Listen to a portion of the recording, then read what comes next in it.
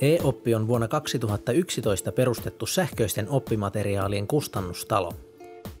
Tuotamme opetussuunnitelman mukaista oppimateriaalia, joka korvaa täysin perinteiset painetut oppimateriaalit. Olemme kustantaneet peruskouluun jo yli 35 sähköistä oppimateriaalikokonaisuutta yhteistyössä yli 150 oppikirjailijan kanssa. Oppikirjailijoissamme on sekä kokeneita että nuoria opettajia ja eri tieteenalojen tutkijoita.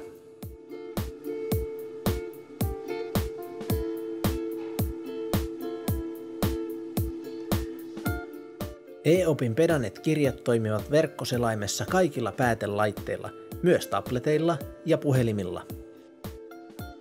Opettajat ja oppilaat pääsevät siis samaan kirjaan kätevästi kaikilla laitteilla. Jokainen näkee kirjansa omassa henkilökohtaisessa Pedanet-oppimisympäristössä, joka on käyttäjälle maksuton.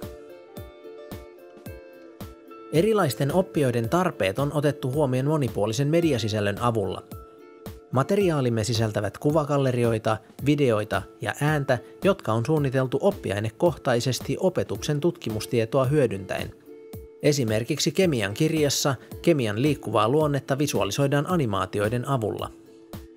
Kielten oppikirjoissa taas on mukana kaikki äänitallenteet, jolloin oppilaat voivat kuunnella niitä itsenäisesti.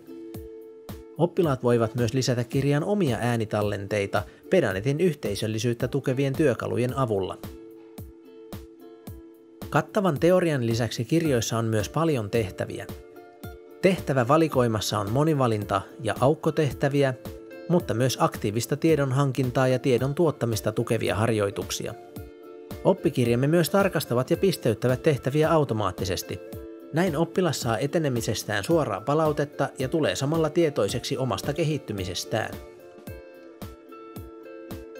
Opettaja voi myös itse muokata kirjaa ennen opetusta ja sen aikana.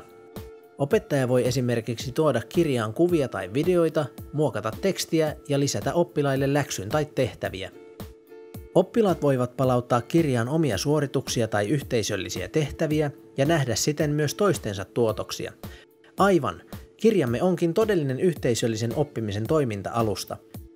Tutustu materiaaleihimme ja innostu niiden tarjoamista mahdollisuuksista.